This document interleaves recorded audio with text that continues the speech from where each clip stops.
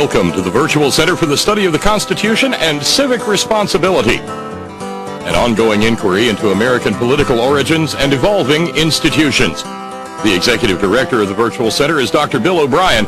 He's also your host for this conversation. Here he is now, Dr. Bill O'Brien. Thank you, Bob Kincaid, and welcome to today's program at the Virtual Center for the Study of the U.S. Constitution and Civic Responsibility. It is a pleasure to be with you today. It's a beautiful day. It's one of those beautiful days if you don't look down, if you know what I mean. There's a lot of melt because there's a lot of sun and the temperature's in the mid-30s and the roads are just a sloppy mess. But seriously, if you look up and look at that blue sky and the sun shining in all the windows and everything, it is just a beautiful, beautiful day. A wonderful day. It's great to be with you today on this, the 4th day of March. It is our second program of this week as we move to, we're moving toward an anniversary of some sort, which is the time when we will have been here at the Virtual Center for a year. I believe it's sometime in April, but there may be a record somewhere of the first program, but I don't remember it. It seemed to me it was in April, but it could have been May. Anyway, that doesn't really matter. It's just that as I think back to all the different programs that we've done, I sometimes wonder how we were able to do this. But anyway, it is a pleasure. It's something that I look forward to every day, and I look forward to hearing you. I was prior to coming on the air today, Bob and I were going over some technical stuff, and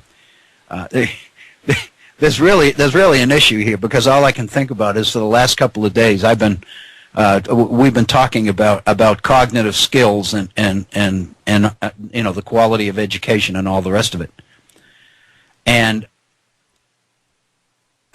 we've had a problem in the board that I record on.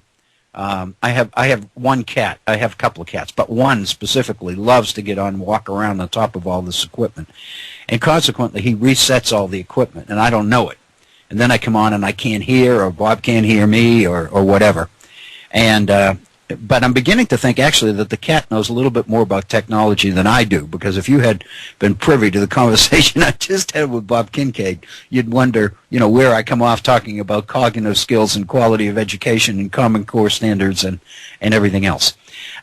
Anyway, it is a pleasure to be with you today. I do invite you to participate in our program and join in the conversation, not just for my benefit, but for the benefit of others who are listening. And we'll get back to this later, because I really think that this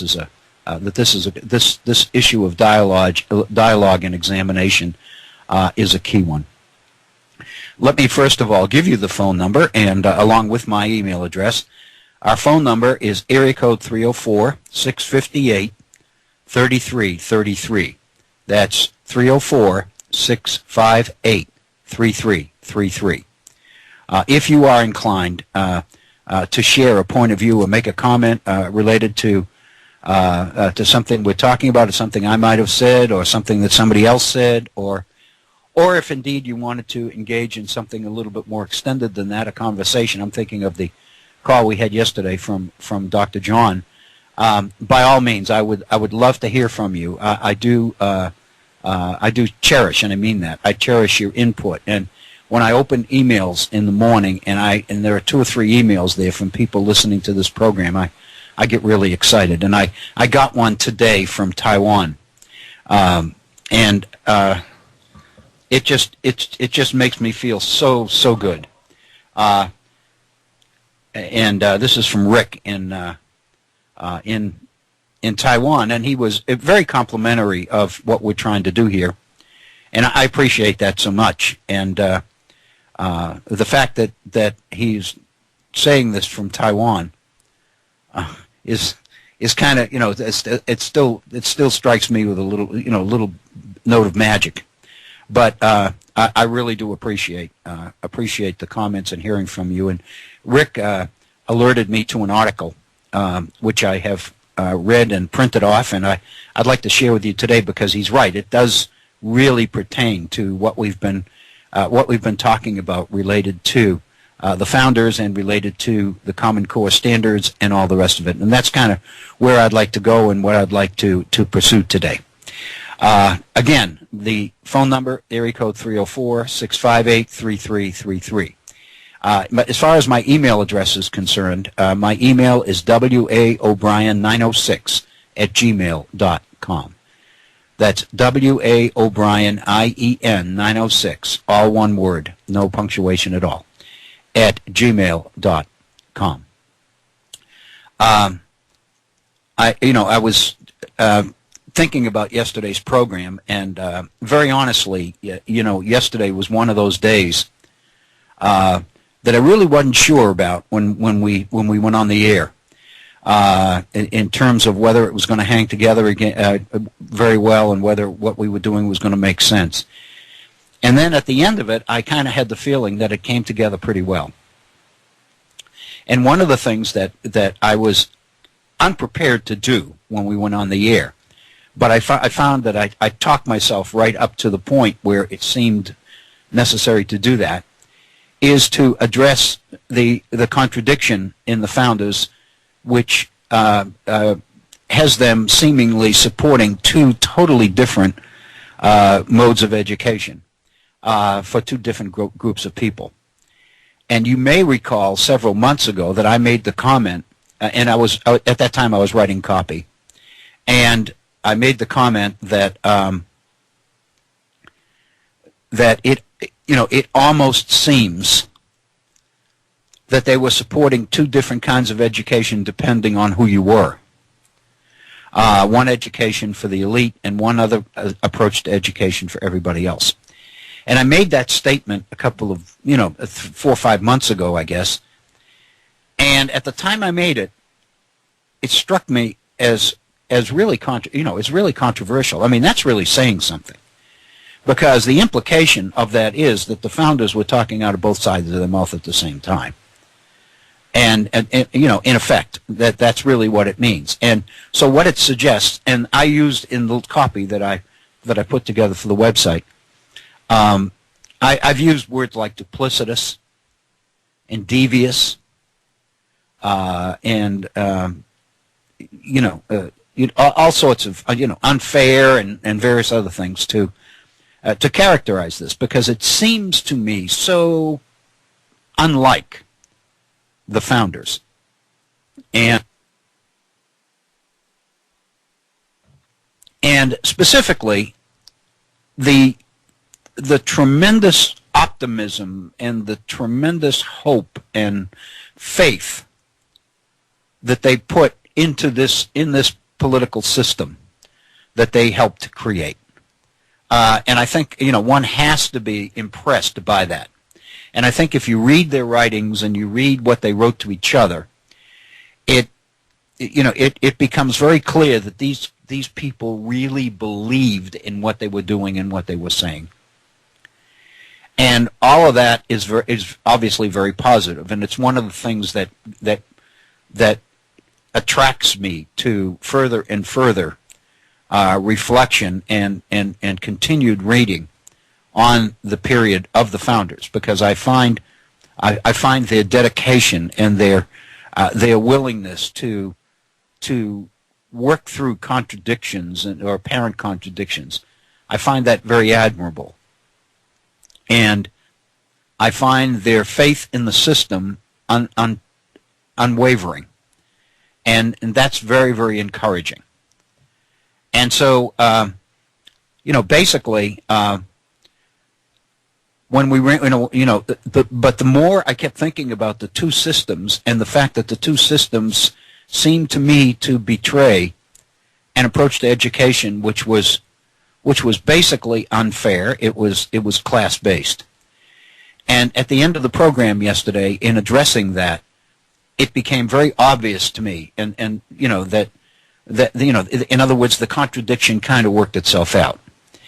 And the way it worked itself out, and I mentioned this yesterday, and it seemed to fit very well, but I did want to go back and touch upon it again because I think it's quite significant. the reason that it worked itself out, and it really ceases to be a contradiction at all, is because education is an institution. And if you remember, in our last hour yesterday, we got into a conversation about sociology and the nature of the structure and the nature of institutions. And I don't want to appear or even pretend that I'm that knowledgeable about this, but the issue of institutions has long intrigued me. And in fact, over the last 7-8 years, I've incorporated a lot of this into classes I teach because it's something that makes a lot of sense to me, and it's something I found that once I explain it to students who are maybe trying to struggle to understand or get their arms around some of these concepts, some of these more difficult and complex concepts, that the nature of institutions is something that they can really understand and relate to. It makes sense. For example, institutions are man-made. And they are, in a sense, creations designed to promote and perpetrate and affirm the priorities and the values and the outcome desires, if you will, of the people who create them. In other words, if you have a society and you believe that your society or your organization stands for something really worthwhile, then an institution becomes a mechanism designed to bring that outcome about. And so education,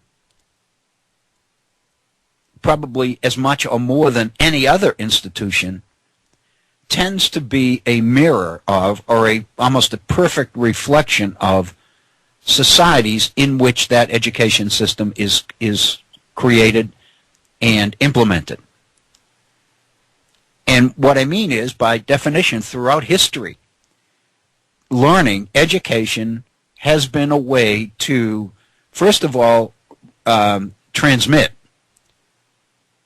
society's truths. In other words, these are the things we know, these are the things we believe in, these are the things we know for sure. These are the things that help us understand what we're about as a society and as a collection of human beings trying to find ways to live together and get along together and support each other and all of that. I mean, that's the whole idea of community. And education, more than any other institution, is a reflection of those values and those priorities. In other words, they reflect the societies which develop them and implement them. And for reasons quite understandable, namely, the education system is the means by which societies perpetuate themselves. It's the way they teach their values and their priorities to the young. I mean, that's what Jefferson was talking about in his general diffusion of knowledge.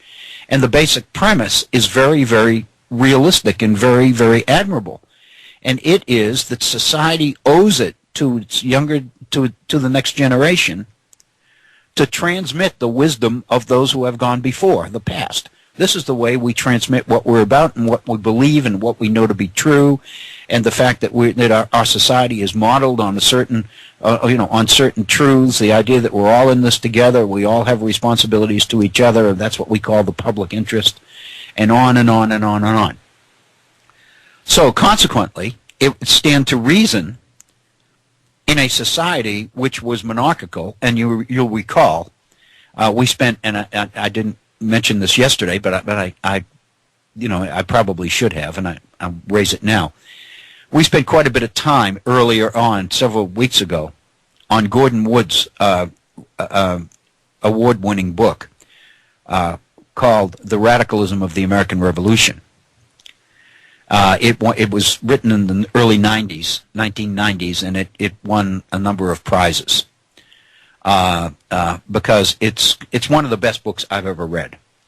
And I'm fortunate, and year before last, my good friend Keith Lilly and I were fortunate enough to drive to Charleston and hear a lecture delivered by Gordon Wood, after which he had a book signing.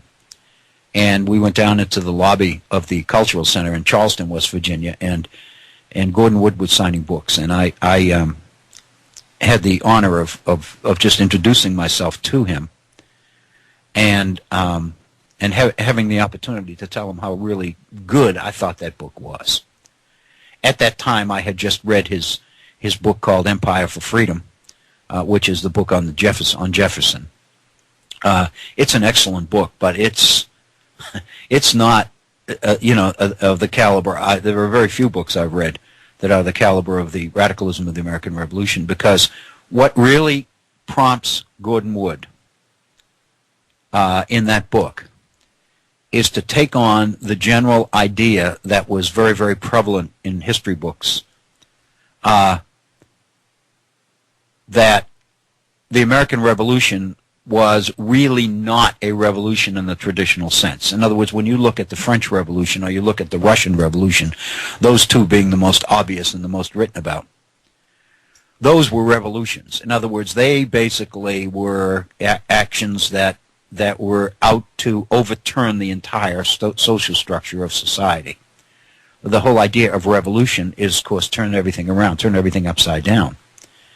And that's what they were. And they were, they were colored or characterized by incredible violence, and death and executions and various other things. And it seemed like, the more we read about the American Revolution, it was violent, of course, in its own right, and there were deaths and everything else, but it didn't have the character of the extremism of these others. And so consequently, many people have, over the years, have raised the question as to whether the American Revolution was really revolutionary or not. And many people feel that, in effect, the American Revolution could be considered rather conservative, in that it was an effort by those favoring independence to break away from the mother country in order to perpetuate the society, the existing society that they had, which they thought that England was out to destroy. So in a sense, it was it was breaking up the empire, but it was breaking up the empire in order to prevent revolution and sustain the existing society they had. So in effect, it really wasn't that revolutionary. That's a position that a number of people, historians, have taken over the years. And Gordon Wood takes that on. And basically he says, if you look at the political aspects of the popular government that the founders created with independence, the establishment of a republic, and the drafting of a constitution, the Articles of Confederation, which was the frame of government that they believed would best strengthen and perpetuate that republic. And then you began to look at the values which really supported that republic, the values of republicanism, the values of individual freedom, and the idea of equality, and the idea of unalienable rights to life, liberty, and property, and the kinds of things that are written into the Declaration. If you look at the values, the Republican values that really are a part of the American Revolution, and then you consider the impact that the creation of this republic had on the rest of the world.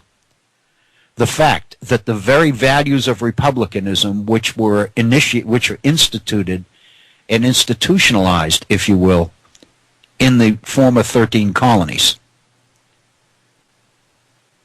those ideas had a direct impact and the direct result of undermining the monarchies of Europe.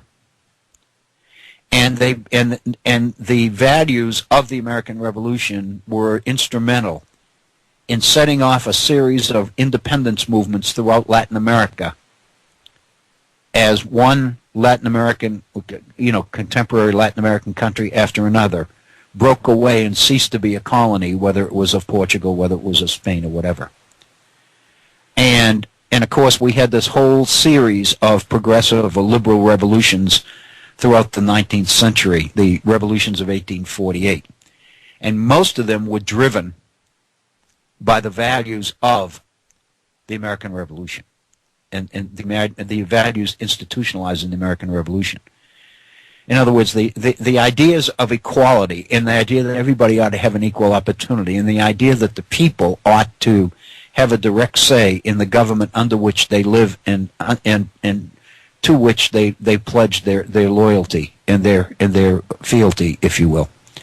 The idea that that government's power is directly derived from the power of the people. The idea that the purpose of government is to protect the unalienable rights of people, and if it doesn't, the people have a right to change it. Those are revolutionary principles, revolutionary documents. And they play a role in initiating a series of revolutions throughout the world. The point that Gordon Wood makes is that it's really hard to deny the revolutionary character of the American Revolution when you look at the impact that it had in the world. And it's a pretty persuasive case. And so the very title of the book, The Radicalism of the American Revolution, suggests the degree of change that the American Revolution initiated, principally through the values and the degree to which people, many people, began to seriously question some of the assumptions upon which existing society at that time was founded. And one of the realities of society as it existed at that time was that societies tended to be monarchical. They tended to be class-based. They tended to be, they tended to be societies that put tremendous emphasis on deference. They looked to Scripture for affirmation, if you will, of the idea that in societies everybody wasn't really equal, and certain people were superior to other people, and the stability and the unity, the whole idea of community, was based on the fact that people had to be willing to accept their station in life. And one way to promote that, or one way to make sure that that was true, is to link it to Scripture, to link it to the idea that God's plan was that certain people are born to serve other people, and that societies were organized that way.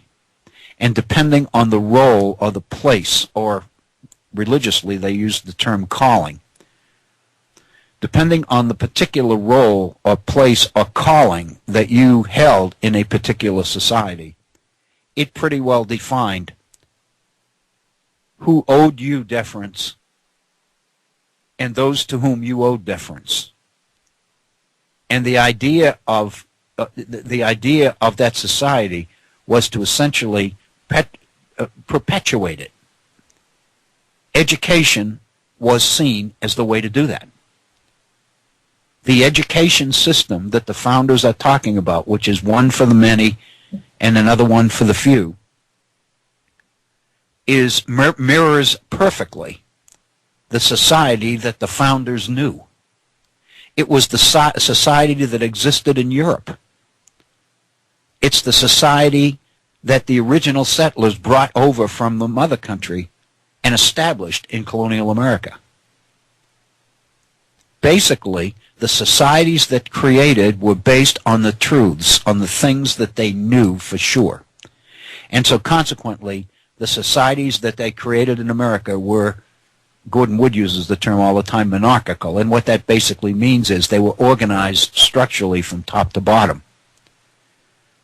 And the strength of community and the stability of society was based on the extent to which people at all levels accepted that reality of social structure.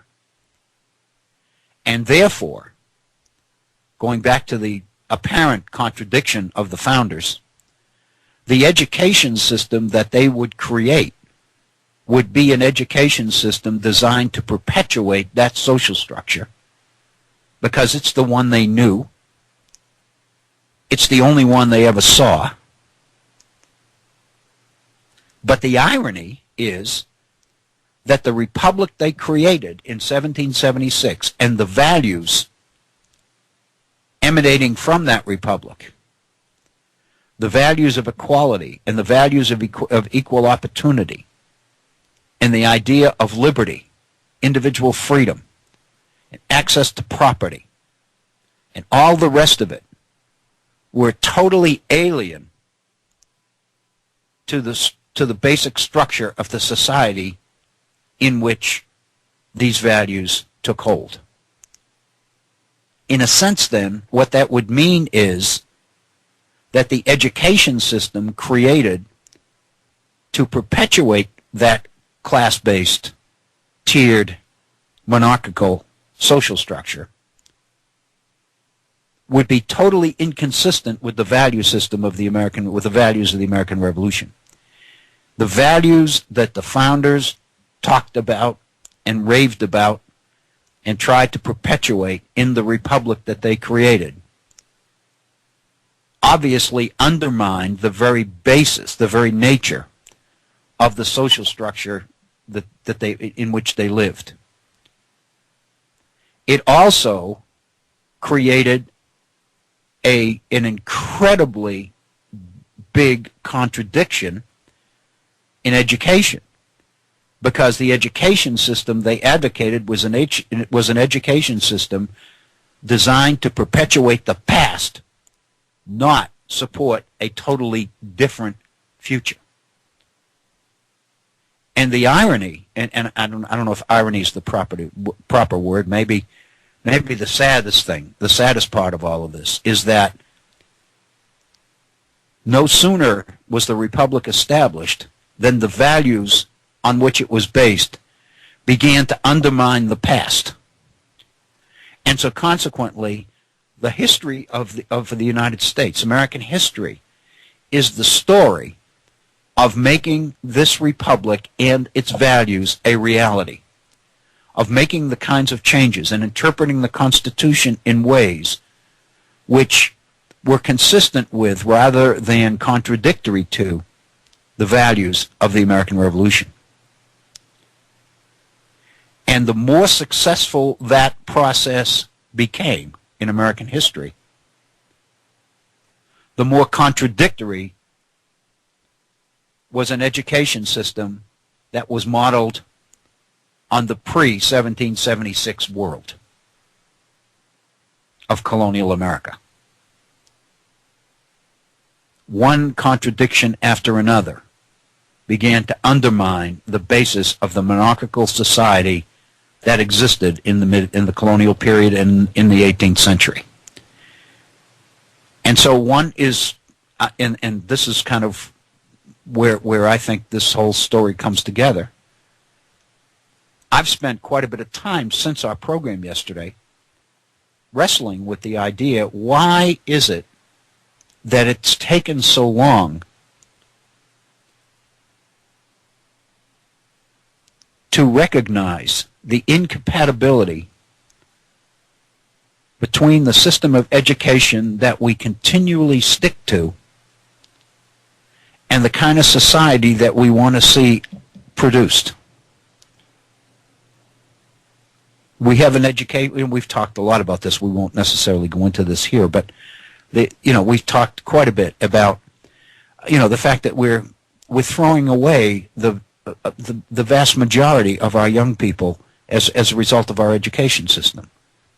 We're basically engaged in the process of finding the boy of best genius and throwing the rest away, or basically leaving it up to them to find their place in life, so to speak, that more or less conforms to the talent level and the skill level and the IQ level that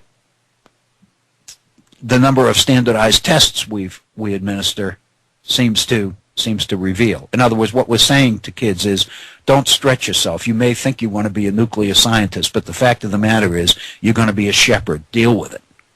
You know, I mean, that's extreme, but that's kind of what we've done to a lot of our young people. And I've talked to people in, people in public school systems for a long time. One of my closest friends here, retired superintendent of the county that I'm in right now. He and I used to talk all the time before he retired about, and he would say, that we've got to do something about our education system. And he would say, we have all these counselors in the high schools, and the number one priority for these counselors, they feel, is to get these kids into college, good colleges. And so the fact of the matter is, they go the extra mile to help the brightest kids get into the colleges of their choice. And so what that effectively means is they're spending 90% of their time assisting 15% of the school population. And then the 10% of the kids that are constantly causing trouble and being thrown out of class and sent to the office and put on detention and all of that, and suspended and everything else, that 10% takes the rest of the time. And so the reality is, you've got 80 to 85%, 75% of your population, of your school population, that really doesn't get any serious time, counselor time, career choice time, and they're kind of left on their own. And so the fact of the matter is, we're losing a lot of these kids, and it's somewhat understandable. I'm paraphrasing my friend Dwight Dials here, because this is what he used to say all the time. It stands to reason that many of these kids would drop out, that they would quit, because they begin to get the message that nobody cares about them. Why should they care about anybody else? And his point is, we've got to change that. And of course, the fact of the matter is, it's true that we have put our focus on the few who are going to be able to prove or to ratify the quality of our education system. In other words, if we get some of our best kids into some of the best colleges and universities in the country, then that basically sends out the word that we're operating a pretty good school system. And so consequently, we put the bulk of our time into making sure these kids make it, because when they make it, we benefit from it in budgets and everything else. But the fact of the matter is, we're losing so many of our kids in the process. And the reason is because we have this mindset that the purpose of education is to find the talented, not to educate everybody. We don't walk in as a teacher. The vast majority of teachers don't walk into the classroom with a mindset that my job is to educate every kid in this room. Rather, they see their job as separating those that can be educated from those who can't be, and then finding ways to deal with those that can't be, and structuring the education at those who they believe can handle it, who have demonstrated that they can handle it. And so we're educating to the few, and we're losing the many. Or the other alternative, which is quite common as well, is to educate for the middle. In other words, make sure that the level of education is not over the heads of the bulk of your students. So consequently, you aim at the middle, not at the top, which means you tend to lose your best students who are bored because they already know what's being taught. And on the other hand, while you're aiming at the middle, the question is how close to the middle can you be and not lose those at the very bottom.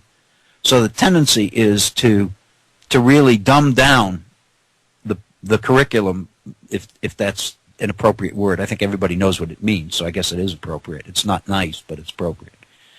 That you can, if you dumb down the curriculum enough to accommodate those at the very bottom, then you lose the majority of the rest of the group. So the basic premise, the basic challenge of our teacher education institutions is, how do you resolve that? And one solution is that many of our classrooms have become a series of mini classrooms within the big classrooms. In other words, we find those students that are particularly weak in math, for example. And so while we have one class, when we have English or history or health or something like that, but when it comes time to do math, we break the class into groups, and we have one group of the brighter students focusing on something that challenges them, while we concentrate with the rest of them on a level of mathematics that they can handle. And it really never seems not to bother us. It probably should, but it seems not to bother us that in dumbing down the curriculum for certain students, we are forever condemning them to a lack of opportunity to ever realize their full potential. And what our whole education system tends to be, it seems to me, is a competition among students for recognition. And then the education system kind of builds on that. Once the boy of best genius is found, then you do certain things with them and you do certain things with the others. And it makes perfect sense. And so, in reality, our education system hasn't really changed from the time that Jefferson wrote his bill on the general diffusion of knowledge. We've jazzed it up a bit, and we've used a lot of flowery words about human rights and individual rights and student-based learning and all of this other stuff, and structuring curriculum to meet the needs of particular students. But in reality, what we've done is make decisions that are going to affect every one of those kids for the rest of their lives. And if there's talent, and chances are there is, if there's all sorts of talent that so far hasn't surfaced, it never gets a chance to, because it's always an environment which presumes no talent or limited talent.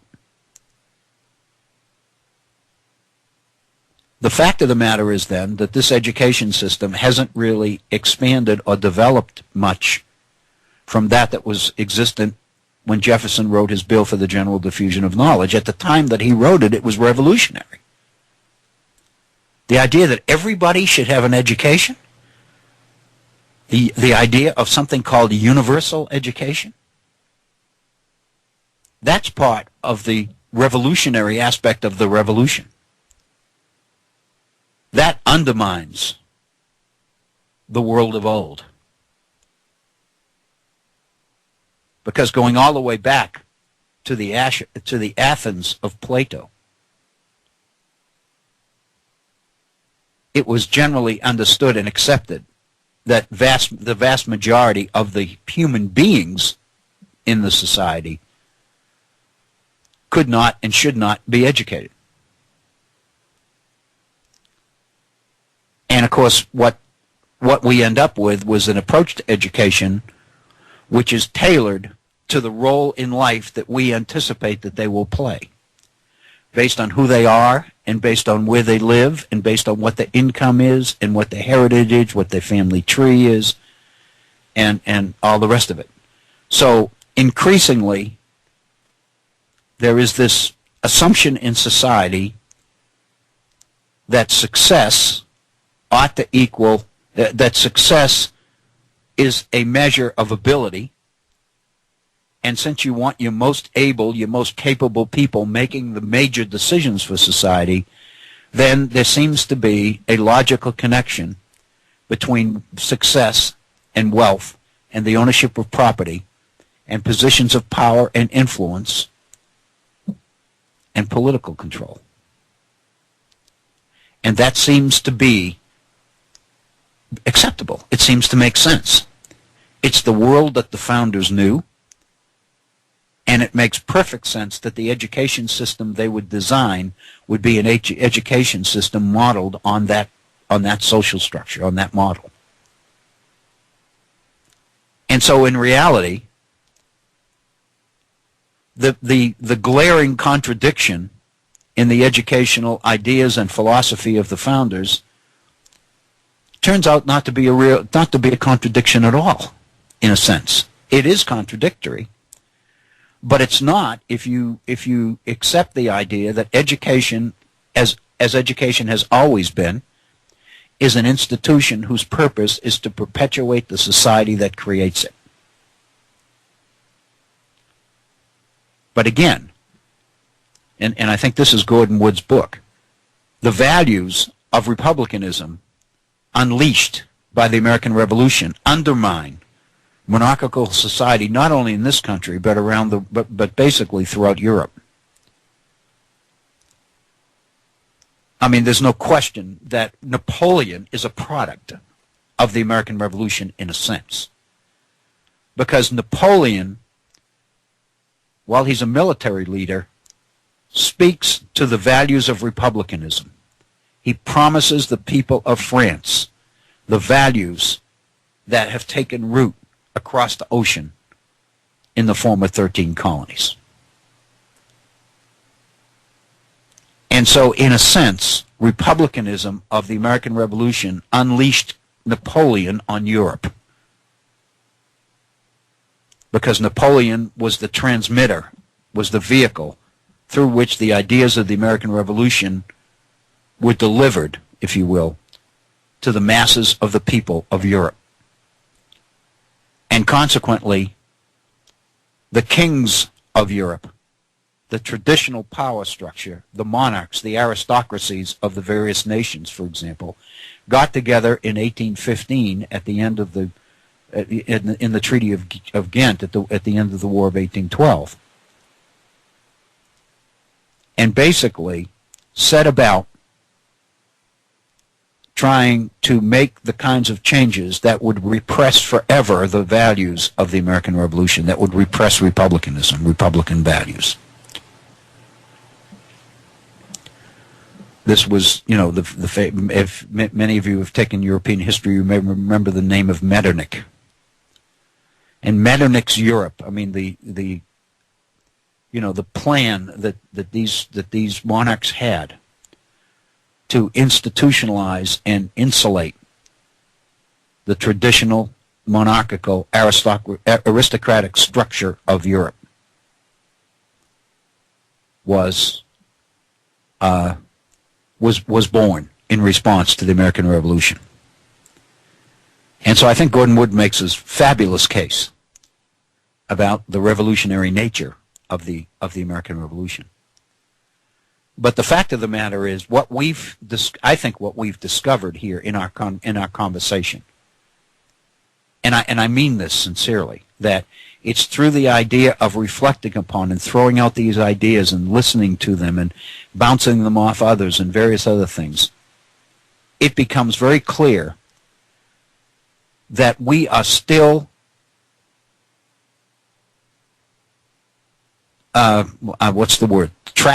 strapped to a form of education designed to create a society that no longer exists in America. And we got to change it.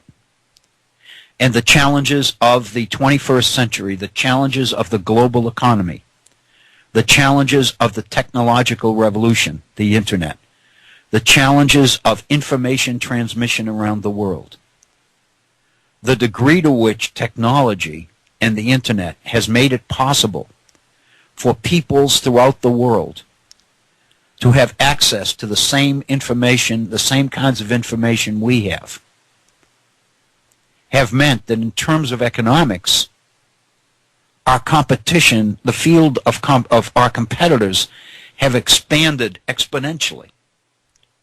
The whole world is now competing with us. We can no longer assume, as we did throughout the 20th century, that we are and forever will be unchallenged, because we have been challenged. And we've proven that in many ways we're not up to the challenge.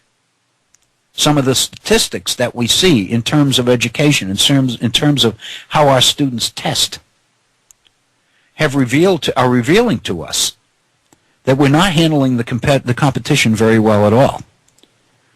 And I think that what we have found, and I think that this is really our mission here at the Virtual Center, what we have begun to realize is the outdated nature of our education system. And that while our society itself has undergone the kinds of change dictated by the values of republicanism, the education system, which was created to perpetuate the monarchical society of the past, has not changed. And we'd better get about changing it. And soon. And so the question that I would raise is, why haven't we? Do we not see? Do we turn the blind eye to the obvious? Are we unwilling to accept? What is it that continues to chain us, if you will, to an education system based on the assumptions of old rather than the assumptions of the new?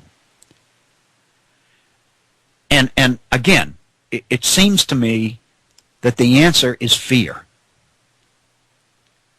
I believe, most of what I've read has confirmed this belief, I believe and have believed for some time that American society is really afraid of change. Because the reality is the education system that we've had works for those who are successful, for those who are making it in the world. Our education system works.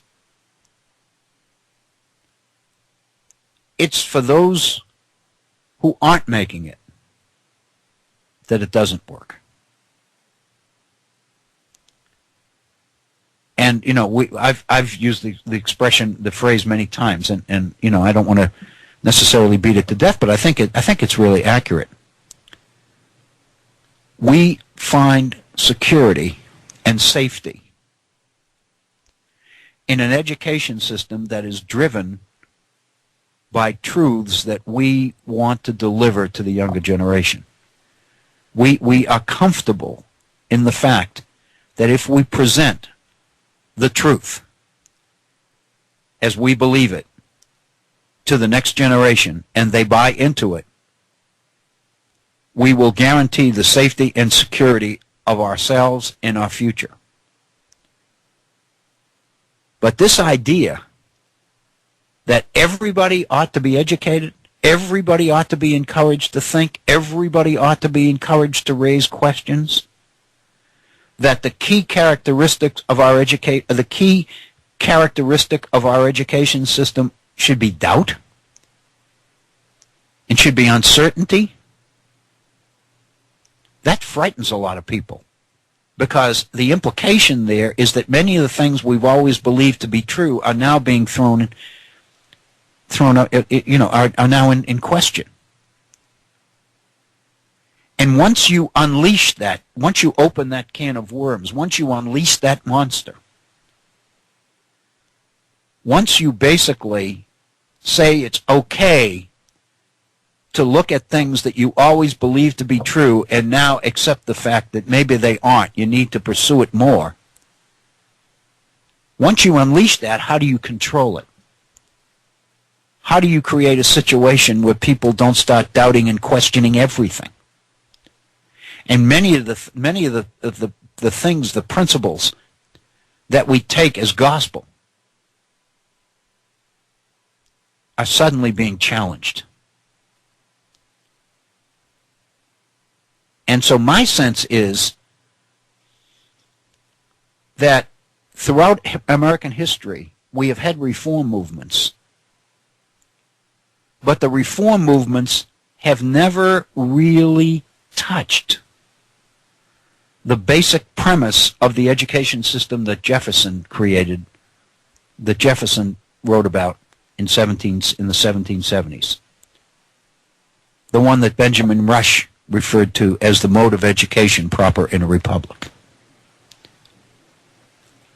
An education designed to promote or to breed conformity and regimentation and stability and predictability and order, and all the words that Jefferson, Rush, and the others used when talking about education for the masses. It's very, very similar to what Southerners believed when they were dealing with the challenges to the slave system from abolitionists. That what abolitionists were doing were questioning the very basis of Southern society. They were questioning the tenets of the mechanism that held that society together. The only way to control millions of slaves brought here against their will is to defend and protect and not change the system that developed in order to make this work. And when the abolitionists began to challenge that and began to shake the very foundations of Southern society and to begin to raise questions about inhumanity and Christianity itself, and began to question the extent to which these people were true Christians, it became something that the South had to find a way to respond to, because it generated all sorts of fear. And so in Southern society, what you begin to see is this incredible outbreak of pro-slavery literature, where people not only are making excuses for the slave system and blaming it on England, blaming the slave trade on England and the king and all of that, but actually began to defend slavery as a common good, as a good in itself. That it was a system based on Christian kindness that was created in order to take care of people that were incapable of taking care of themselves. And that approach, that rationale is comforting. And many Southerners find security in that. And I would suggest to you that the same thing is happening in our education system, you know, for the entire society.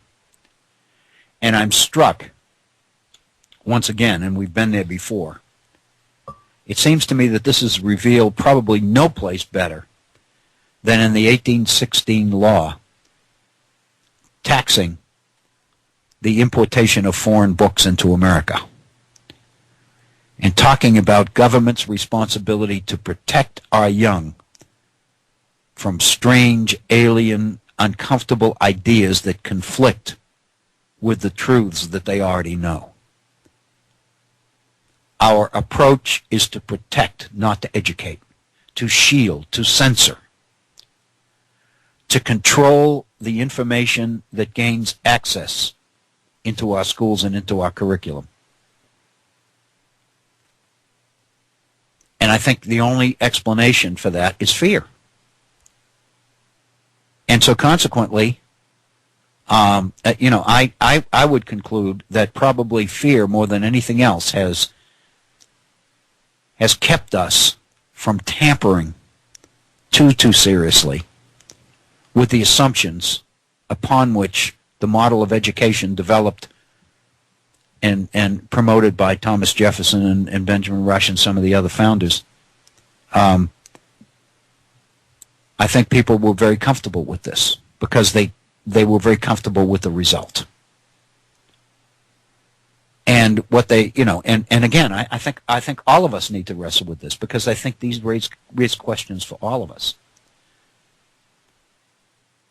And that is, you have a certain standard, and you don't compromise those standards. And you basically educate everybody to the point of giving everybody access, a shot at those standards, recognizing that there will be some that won't be able to make it. And so consequently, you have to accommodate them in something different. And so that idea of equality of opportunity is what drives many people. But I would suggest to you that there's a third alternative. There's the class-based model, and there's the model, and I think we used this before in an article, and it still sticks with me, those people that believe that what you do is you raise the bar, and then you basically tell all kids, there it is, there's opportunity, go for it, jump higher, knowing full well that large numbers of people can't. There is another alternative, and that is to operate on the assumption that everybody not only has a right to, but can be educated. That everybody, to a degree, can think, can reason. It's really interesting when you think about it, because we have made the ability to read the requirement to think in our education system. Before you are exposed to subject matter that requires thought and analysis, you have to prove that you can read. When the fact of the matter is,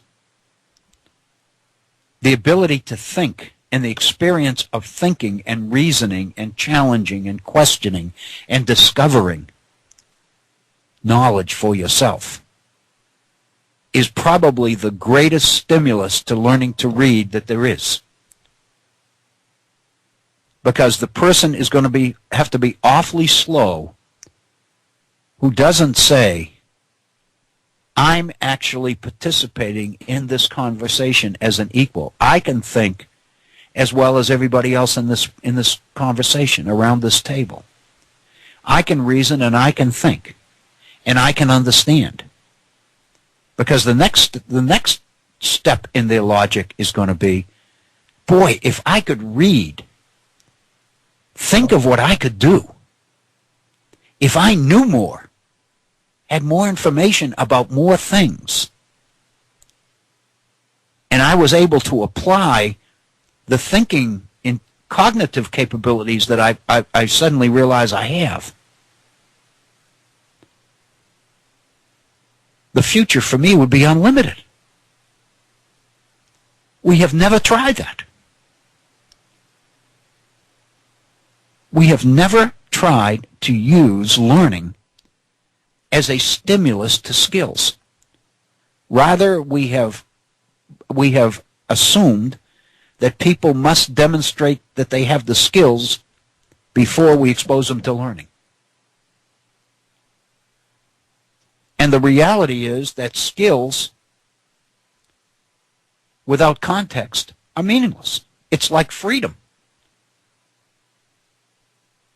What good is having the freedom to choose when the choices are all bad? True freedom is the ability to participate in the choices, in the selection of the choices. Oh, that's scary. We want people to believe we have a democracy. You can either have this or that. I can't tell you the number of times over the years in classes that I've said to students, we're going to have a test. Would you rather have it on Friday and enjoy your weekend, or would you rather have it on Monday and have the weekend to study for it and then be able to blame me for ruining your weekend? And, of course, the reality is that students would say, if we were really free, if you were really giving us a choice, the choice would be not to have the exam at all. And, of course, I said, no, that's not an option you have. So, and that's what John Winthrop talked about when he talked about liberty, that there's certain kinds of liberty. Liberty without authority is meaningless. It's chaos.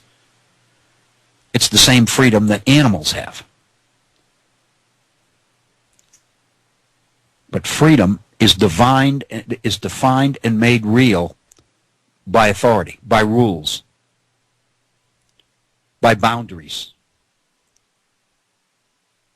And that's really what I'm suggesting, is that when you open up the classroom and when you say, okay, we're all going to think and reflect and engage and question and doubt and all of these other things, you open up a can of worms, because you surrender the right to control the results. Instead of becoming the dictator of the classroom that is delivering truth, you become the coach. You become the learning coach. You become the person who helps students overcome the hurdles in the process of their learning. And very honestly, that's a big, big hurdle for a lot of teachers, because a lot of teachers are really afraid to lose control.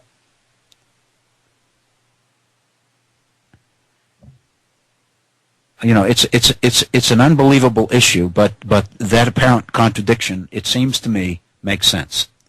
And yesterday, I was sharing with you a book, and I think I misquoted the author. I was talking about the book called Asylum, and the author is Goffman, but I think I said Stanley Goffman. It's Irving Goffman, Goffman, I believe it's Irving Goffman, not Stanley Goffman.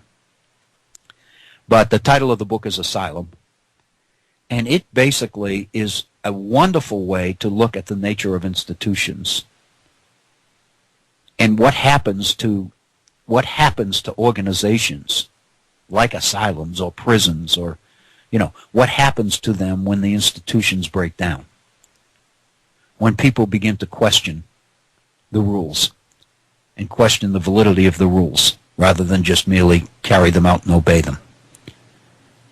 And so institutions are designed to perpetuate the organizations or the priorities that gave rise to them. Education is an institution, and the founders perpetrated or created or advocated or promoted the very system of education that would perpetuate the society that they knew. And so to end this conversation, we're a few minutes beyond the top of the hour here, but to end this conversation, we looked at a quote from the Constitutional Convention some time ago by Alexander Hamilton. And Hamilton made the statement that all communities divide themselves into the few and the many. The few are the rich and the well-born. The many are everybody else. And then he says, give to the first group, the few, a reason to support government. In other words, make it worth their while. And of course, what he's talking about here is the role of government in listening to and taking care of those at the top. And you will ever maintain good government. In other words, find a way to buy the loyalty of the people who matter, and you will ensure good government. You will ensure the perpetuation of your society. We talked about that, and how un-American it is to say all communities divide themselves into the few and the many, but this is exactly what they believed, and this was the education system they created. Unfortunately, for many of us, it's the education system that we still have. And I believe here at the Virtual Center, we've undertaken the process of changing that.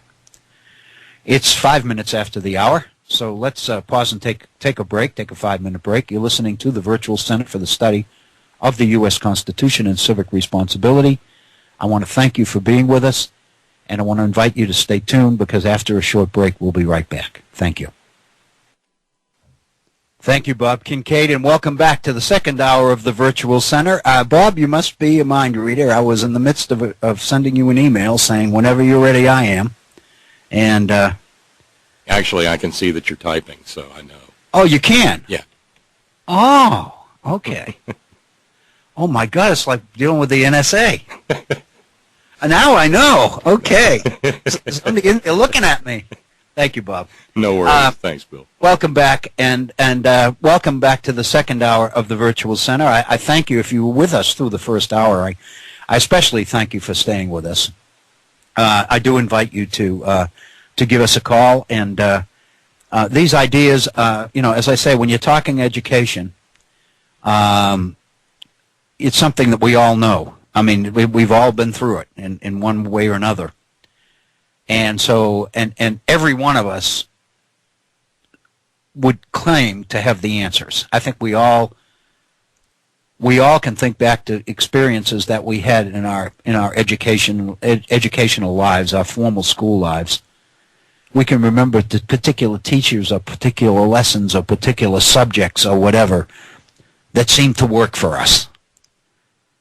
And to us, that's the answer, or the person that taught that way has the answer, or whatever. And the one thing that I've realized over the years is that if you talk to young people who are choosing their majors in college and they choose teaching as a profession, and they enter a teacher education curriculum, what you'll find is that most of them really believe that they can make a difference and they can change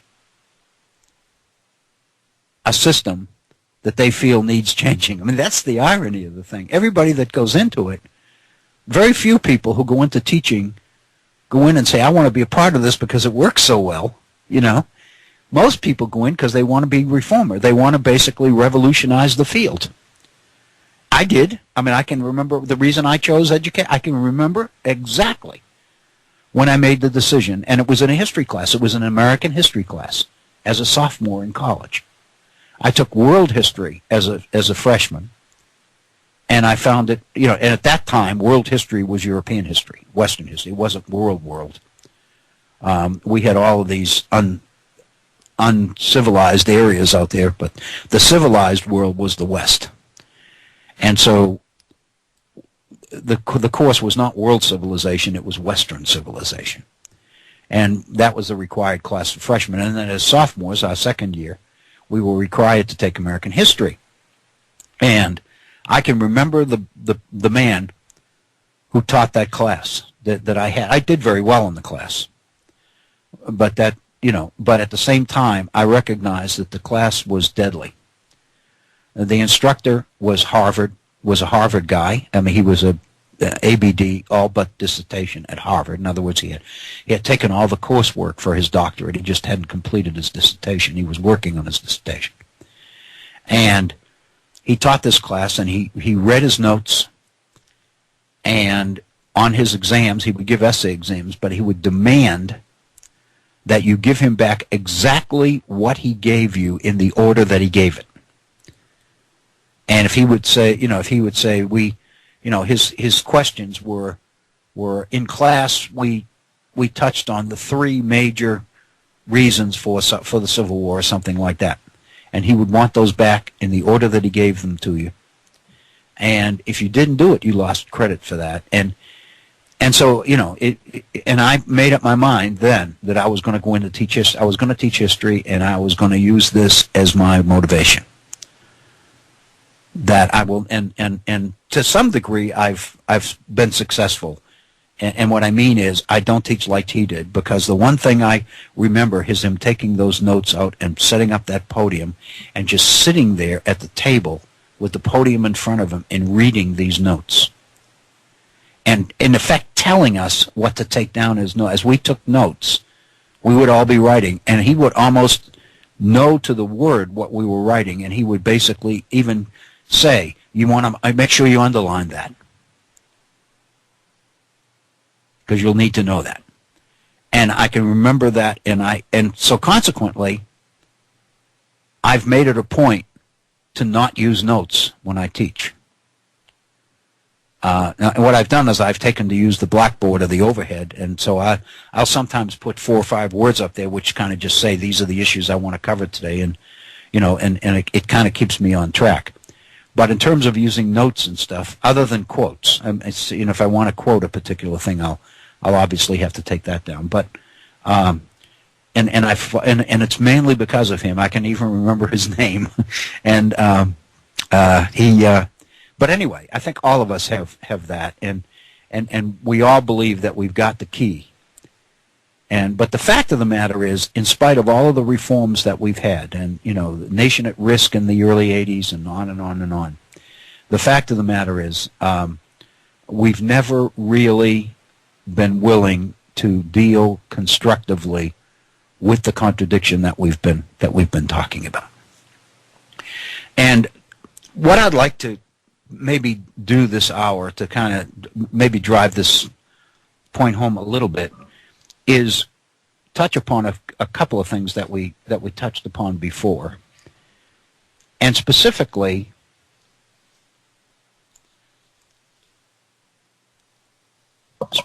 what I'm talking about is the rationale for this. And if you go back, and I mean way back, in terms of what we've covered here at the Virtual Center, on 2 different occasions, we visited. I just love the letter. The very famous. It's not very famous. It's famous with me. The letter from Otto to Vergennes in 1786, in which he talks about the recently concluded Annapolis Convention in Baltimore in September of 1786, and he writes this letter to Vergennes in October, and it's an official report from Vergennes' agent in America on the political news coming from the former 13 British colonies. And he talks about the official report of the Annapolis Convention and the fact that it's written in a way that the vast majority of citizens could not really understand. It's written on a level that only the well-educated can understand. And specifically, I'm not going to go through the whole letter again, but I just have what I think are the quote. He mentions in this letter, and this is review because we've had this before. He talks about the strategy of the powerful and enlightened citizens of New York to obfuscate information presented to the citizens. And the exact phrase he uses is an infinity of circumlocutions and ambiguous phrases. By filling the official report of the Annapolis Convention with an infinity of circumlocutions and ambitious phrases, it was possible to get the citizens to believe that the Annapolis Convention meant one thing when in fact it meant something quite different.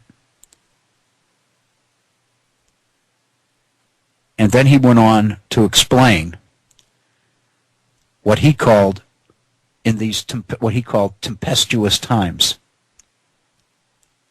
And specifically, he talked about the whole idea, the origins of the whole idea of selling Republican government to the people by convincing them that they ran things.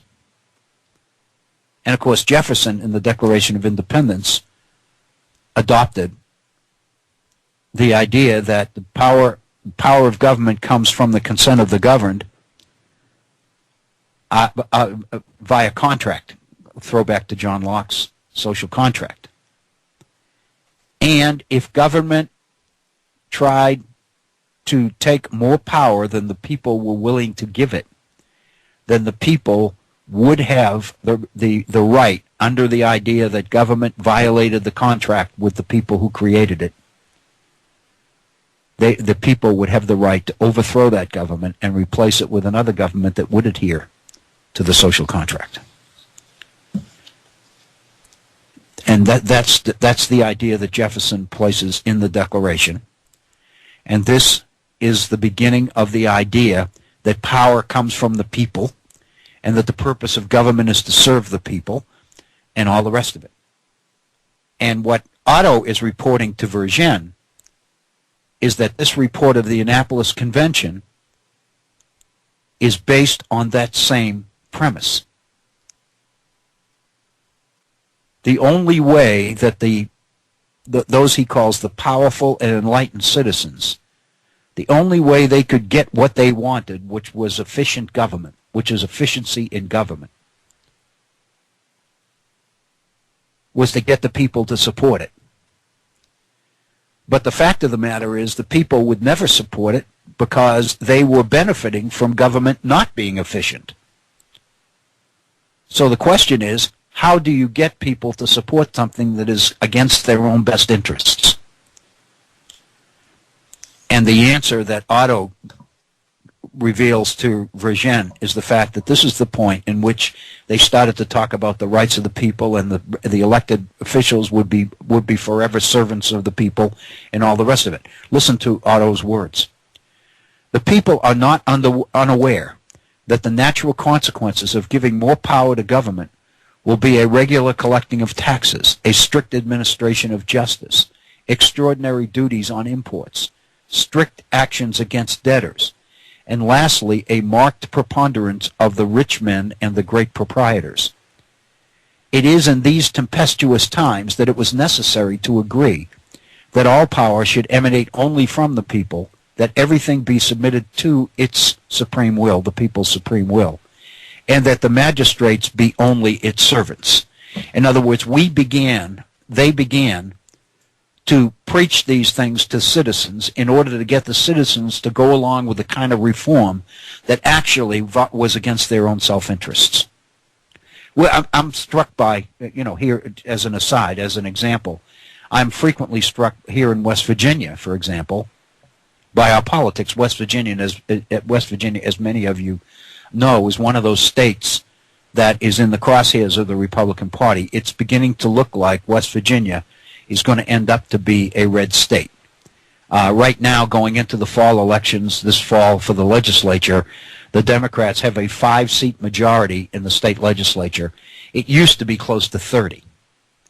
But in recent years, Republicans have made substantial gains in securing more and more seats each election cycle in the state legislature, until now it appears that West Virginia is right on the verge of becoming a so-called red state. And one of my former colleagues at Concord, and one of my good friends who teaches political science down there, his name is Professor Jim White.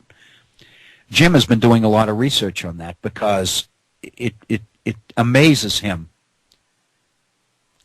that West Virginians would vote in ways which were totally contradictory to their own self-interest.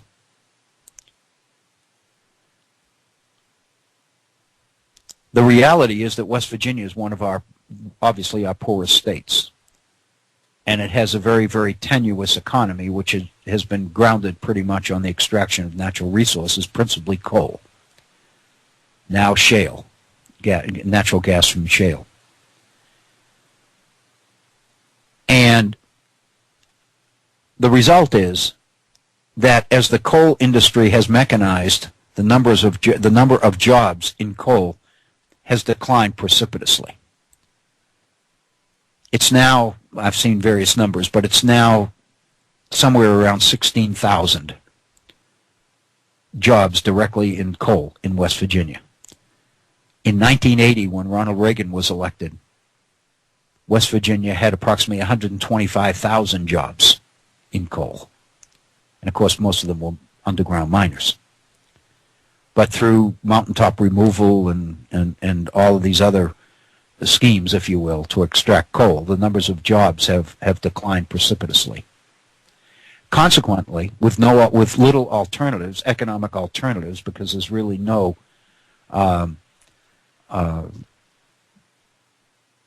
variety, if you will, in the West Virginia economy, unfortunately. Many people, through injuries or whatever, have been on some sort of release for disability. And the fact of the matter is that something in the area of 50% of West Virginians don't work, whether it's through work or through their disability or through their inability to work or through the fact that they can't find a job or whatever it happens to be. The fact of the matter is approximately half of the working population of West Virginia does not earn a check. They receive a check, but they don't earn one. And, that's the criticism. Consequently, given that reality, one would think that West Virginia, because so many West Virginians depend on government for their very survival, you would think that that West Virginia would be a solid blue state. So the question that baffles Jim White is, why would West Virginians move increasingly toward republicanism and Republicans and support a political party whose values and whose platform runs directly counter to their own best interests? Why would people do that? And the fact of the matter is, if you begin to watch West Virginia politics pretty carefully, you begin to get a sense that there's a very similar situation existing in West Virginia politics that existed in the New York that Otto is describing to Vergen. And that is that West Virginians are exposed, chapter and verse, to the idea that government is too big, that government health care in terms of the Affordable Care Act can't work,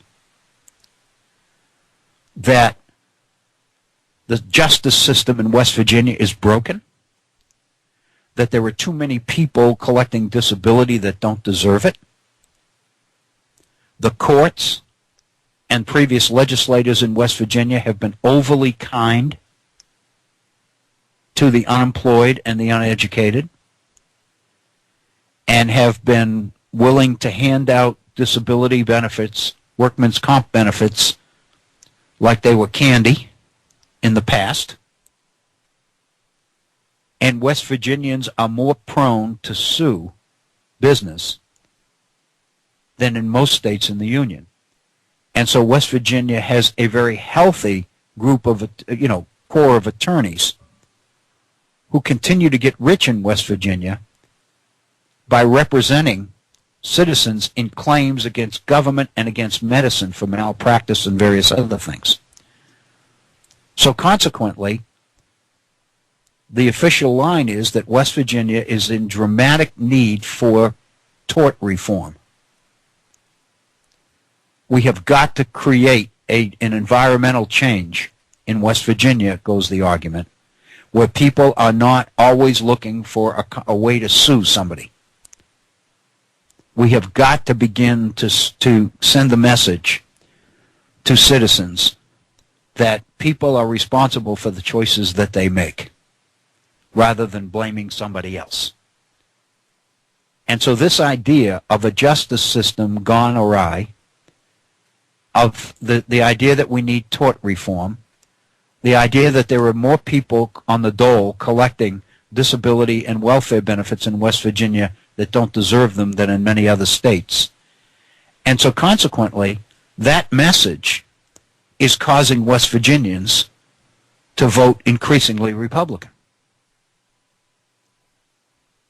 on the assumption that if we clean up government, it'll be better for everybody. But the fact of the matter is, for many West Virginians, it's working in direct contradiction to their own best interest, their own self-interest. And that's essentially what Otto is talking about. So his position is that the way that the wealthy and the powerful in New York sold government reform, political reform, is to basically couch it in the idea that the people would always be the boss and the elected officials would always be the servants, and the only legitimate power is that comes from the people, and that everything important needs to be submitted to the people for their approval, and that all legitimate power must emanate from the people. And if you couch it in that, people will believe anything. Why am I back into this letter? Why am I, what's the point here? The point here, to me, is that the realities of the educational system that we've been talking about and that we've examined in previous programs, more than anything else, is what perpetuates this. The reason that this kind of spin works is because of the kind of education that most people receive. It is an education that makes people very vulnerable to spin, to control.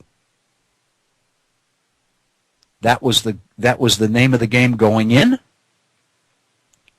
and that's the name of the game now. And one of the most interesting transitions in American history is to look at the movement in the South to change in the slave South, in the pre-Civil War South.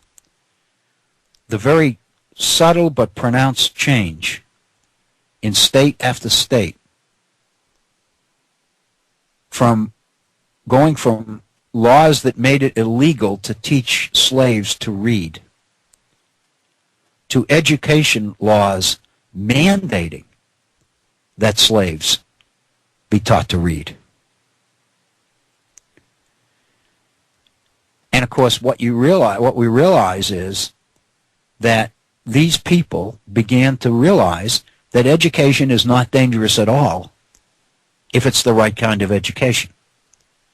In other words, if you're teaching slaves to read in order that they can read literature which tells them that they were born to be slaves and that they ought to be thankful for society's willingness to support an institution that guarantees them a roof over their heads and health care and food on the table and all of that. If that's the message, if that's what teaching them to read is all about, then education is not a threat. Education becomes a weapon, an asset. I would suggest that's what we're talking about here. Something quite similar. And the result of it is, in other words, proof of the pudding, proof that it works, is in the degree to which citizens are susceptible to spin.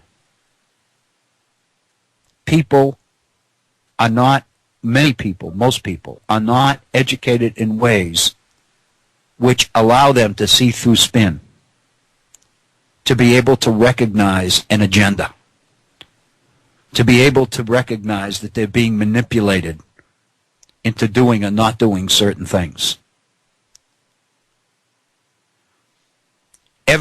Further evidence of this is in people's inclinations to go for their news where they know that the perspective and the spin is going to conform to what they already believe.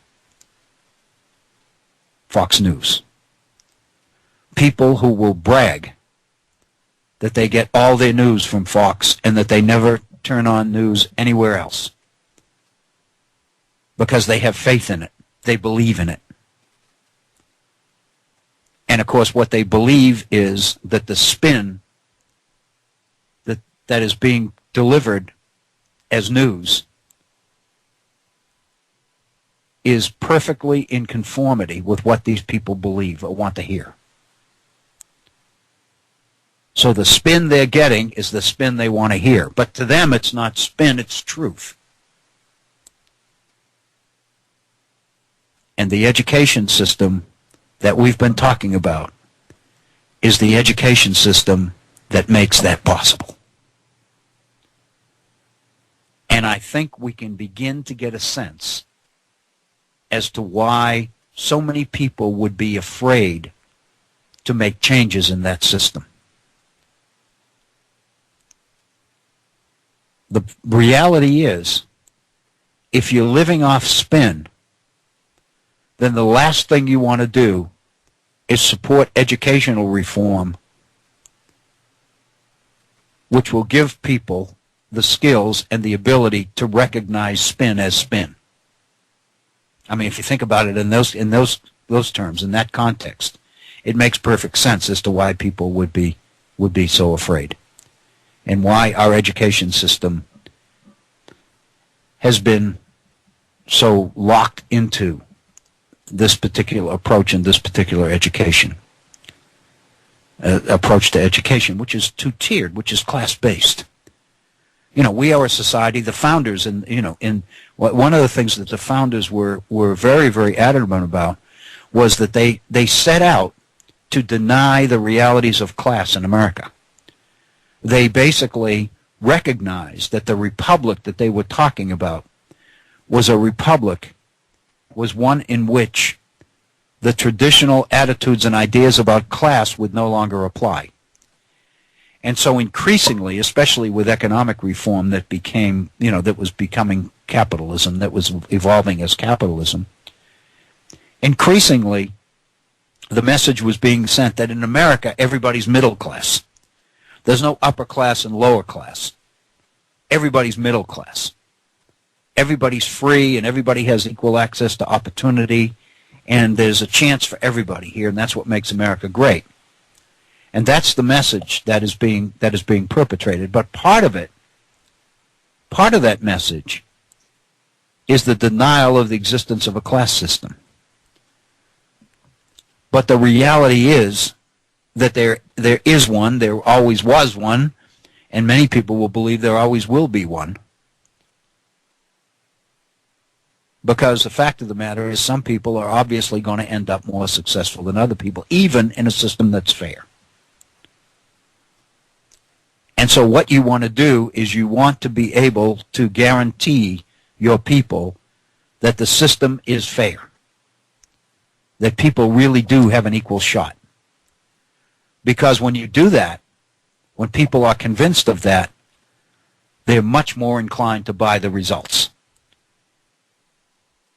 And so you can hear, and I've mentioned before my own dad, he used to say, you know, I could have been this, I could have done that, I could have gone to law school. He used to do all the crossword puzzles in the Sunday paper and the New York Times and all of that with an 8th grade education. And his sense is, you know, if the brakes had gone my way, he never resented, never believed that he was not given a fair shot or anything else. It was always the luck of the draw. It was just circumstances that he found himself in made it impossible for him to take advantage of the opportunities that other people were getting. And so he was a perfect citizen in that sense. He accepted the world that was for him and never questioned its fairness or never questioned why some people are able to do this and I'm not or anything like that. And so when you change that system of education and you open up this kettle of worms and you begin to get people to question things that they've been taught up to this point to never question, it's frightening to a lot of people. And so, again, the rationale for this, the reason that I feel that the education system is so important is, I think, revealed in Otto's letter. It is the fact that the political system which emerged in the 19th century under the label of republicanism. And if you remember, we looked very, I think, intensely at the debates over the idea of republicanism and the fact, you know, and the operative belief that republics throughout history had to be small, because if government was really going to be, if the elected representatives were really going to be servants of the people, then the republic had to be small enough so that there would be an interaction, a back and forth transmission of information and points of view between the representatives and the governed, so that when the representatives voted, they would know the public interest. In other words, they would know what their people wanted them to do. And of course, Madison, James Wilson, and some of the other supporters of the Constitution are making the case that the change that the Constitution of the United States affected in America did not take away or deny the realities of a republic, because a republic is based on the idea that people can participate in large numbers and can choose their elected officials, can elect those who represent them. And so consequently, our whole campaign election system, as it evolved in the 19th century, evolved around a very unique definition of republic as implemented in the United States in the Constitution of the United States. And the emphasis, because Republican government was defined by the founders, by the Federalists, more than anything else, as the ability of the people to participate, then the election campaign system, the political system that developed in conformity to that definition of republic, emphasized the endless political campaign, the endless opportunities for massive numbers of citizens to participate actively in the political process, working for candidates, helping to raise money, delivering flyers, manning the polls, and all the rest of it. Even to the point that our schools would set up mock democratic systems where there would be elections and everything else in order to model the big election system that was out there after they got out of school. And the sum total is that the definition of republic that the Constitution put in place in America is a definition that focuses on participation of the people, not power of the people. The fact of the matter is, we saw in Madison's Federalist Number 10 that power is transferred from the people to the people they elect in the process of shifting power from the states to the central government. That process results in a very unique definition of republic, of republicanism. And that's the definition around which the election system that we continue to live by was born and perfected. And so now we seemingly live in a society where political campaigning never ends. We have a limitation of 2 terms on our president, for President of the United States, and yet we live in a world, and we see it happening, where the minute the second election is over and the president is elected for the second term, he immediately becomes something resembling a lame duck. Because from then on, the focus is on who's going to be the choice, who's going to be the candidate, what are the choices going to be for the next election. And so in effect, second-term presidents frequently tend to be much less effective than first-term presidents, because first-term presidents always have the potential of being reelected. Second-term presidents never do. And so the point of this is that the campaign system never ends. The ads and the campaigns and the speeches and and this, that, and the fundraising and everything that's associated with running a successful political campaign in America is all tied to the very unique definition of Republican government that is contained, that is represented in the Constitution of the United States. And, again, the effort to define Republican government. You may recall, I know we mentioned this before, that in the early 19th century, in 1842, there was a Supreme Court decision in the court of Chief Justice Roger B. Taney, and the decision was called Luther versus Borden. and it was based on a disputed election in the state of Rhode Island, where there were two slates of candidates, each of them claiming to have won the election. And so the case went to the Supreme Court, and the Supreme Court was given the challenge of deciding which of these two governments would be legitimate. The one that the people elected, or the one that was consistent with the particular power structure that existed before. And the case really revolved or came down to the definition of Republican government.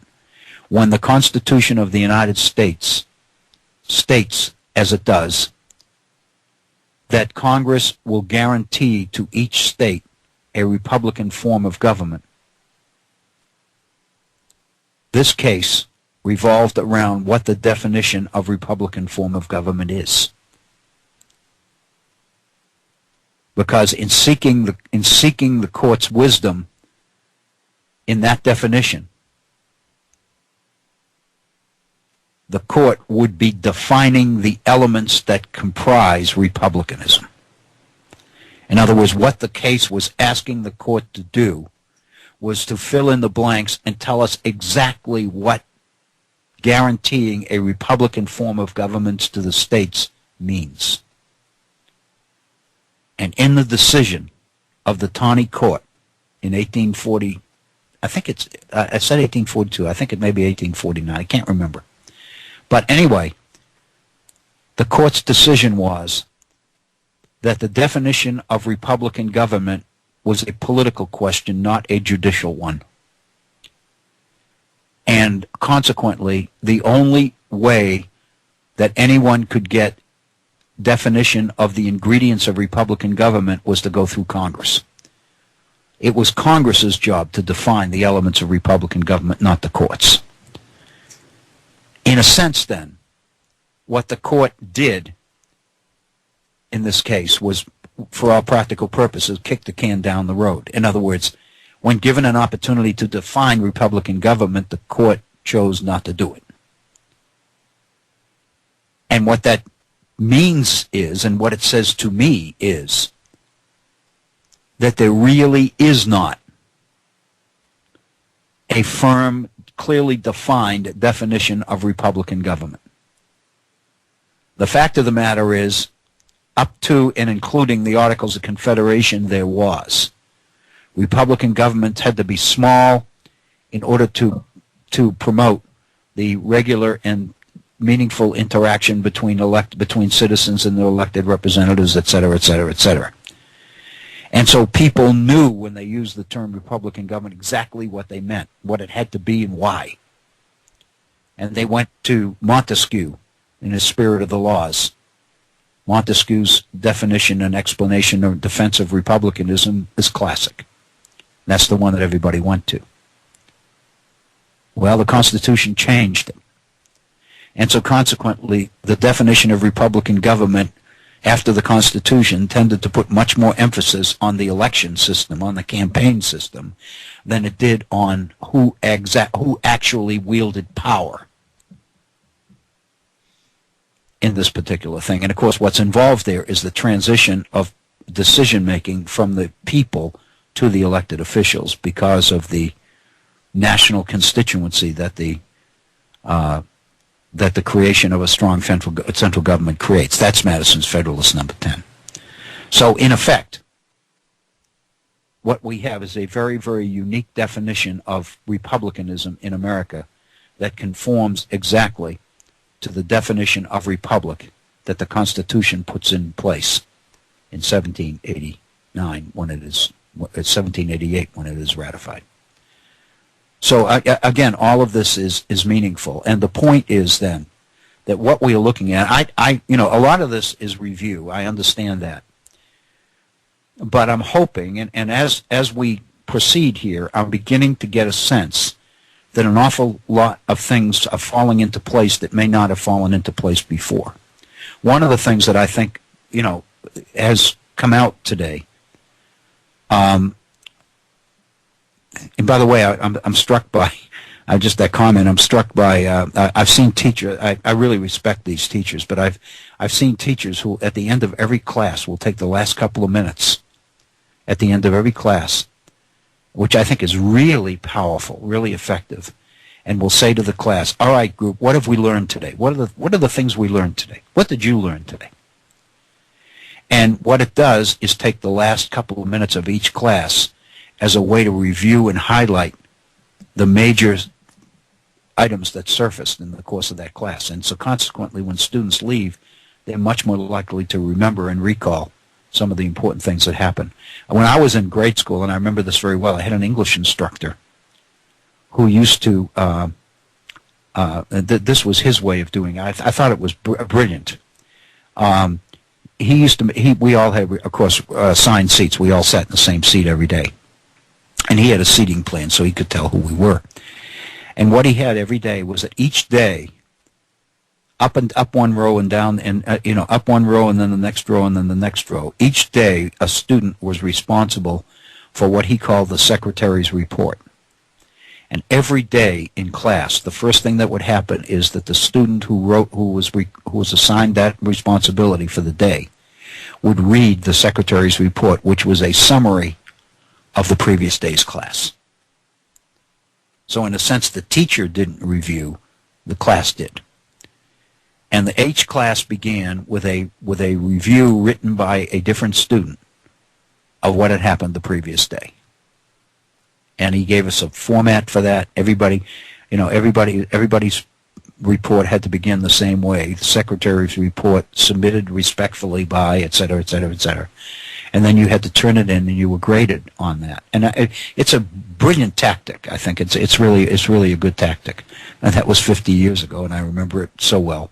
But anyway, one of the things that I think is coming through here today for me is that many things are falling into place that, they were kind of there before, but until you put them into this context, they don't seem to follow each other as neatly as they seem to today. And let me kind of, I'm using this as kind of a, the beginning of a wrap-up of sorts. We've got about 8 minutes to go in our program.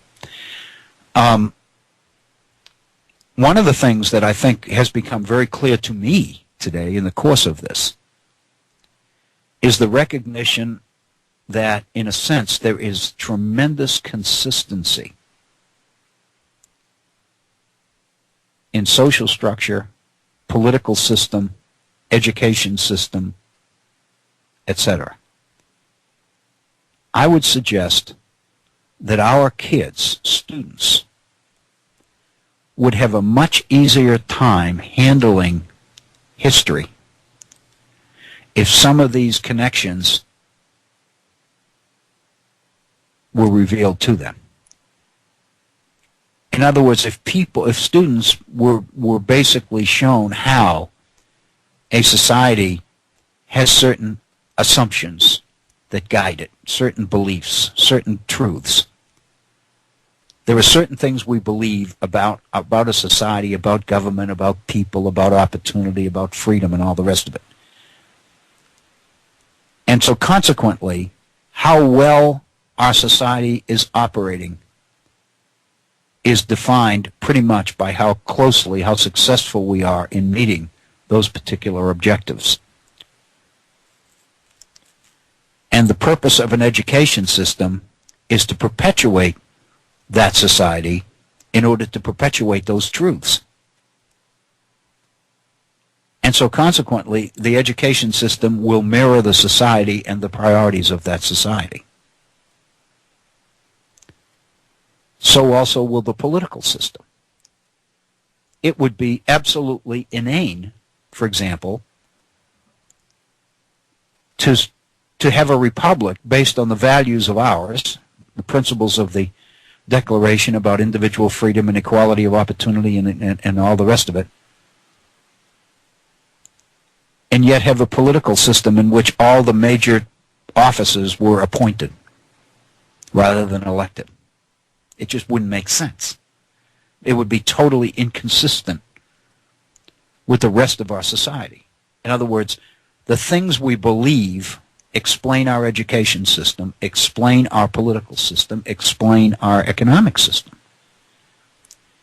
And theoretically, at least, all of these must be in sync.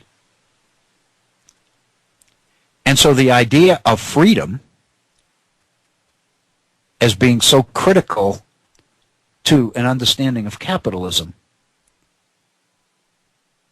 means that freedom also has to be a political priority as well as an economic priority and a social priority. And so the various facets of any society, any country, any culture, any people are consistent and must be consistent.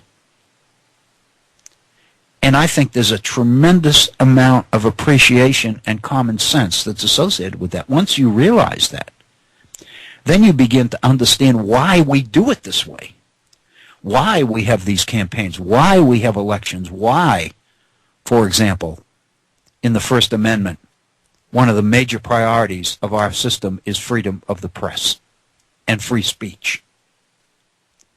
If you're going to have a system that is driven by a perpetual series of political campaigns that never end, and you're constantly going to keep going back to the people in order to get their consent for government's legitimacy to make laws and to govern, then the more frequently people consent, the more legitimate government is, and theoretically, the more secure is its power. And so consequently, mass participation becomes a critical part. So consequently, we can have these campaigns which urge people to participate and get out there and vote. And if you don't vote, you don't have a right to complain, and on and on and on. And we've heard all of these arguments in the past. They all make sense because in our political system, the way we choose our leaders has to be consistent with the values of the republic. And so consequently, because it's participatory, it is not only nice that people participate, but the fact of the matter is, in order for government's power to become legitimate, people must participate. We must have large turnouts. We must get people excited about campaigns. We must spend money. We must have a lot of advertising. We must find ways to involve people in the political campaigns and in the political process. Because the result of all of that is to strengthen and solidify the basic structure and the basic value systems that make our society function. And there's no question that the education system is a major part of that. There's also no question that what the founders were about was making that kind of reality happen. And they exchanged ideas and points of view, and they wrote to each other, and they debated with each other, and they spoke at conventions and delivered speeches and passed laws and everything else. And all of them are designed to accomplish certain goals. And theoretically, they are all consistent. They all fit. So consequently, going back to the idea of the freedoms of speech and press in the First Amendment, these are not unalienable rights. In other words, you don't have the right to free speech because somehow you're a human being and God gave you the right to say anything you wanted about anybody you wanted, whenever you wanted to say it. That's not what free speech is about. Free speech is the ability to express a political point of view and be heard and have your vote counted. And so consequently, a government that's going to function on the basis of mass participation and consent of the governed must have must maintain a society in which people are free to speak and debate and whatever. The other thing is that you got to have a free press because people need information in order to make political decisions. And so consequently, political leaders use the media in order to sell a particular point of view or a particular agenda. And all of this is quite consistent and conforms to the nature of Republican government. But again, keep in mind that the Supreme Court, when given the opportunity to define the ingredients of republicanism, refused to do it. So consequently, republicanism remained in the eyes of the beholder. We are at 58 minutes after the hour. We have 2 minutes before Bob Kincaid fires up on his program. So I want to bring, excuse me, I want to bring our program to a close today by, first of all, thanking you so very much for your time. I hope you have a wonderful evening. Please be safe. We want to be able to get back with you again tomorrow here at the Virtual Center. And if you do have time and are so inclined, by all means, stay tuned to the Head On Radio Network and join in to the conversation with Bob Kincaid. This is Bill O'Brien. Thank you so very much for listening. Be safe.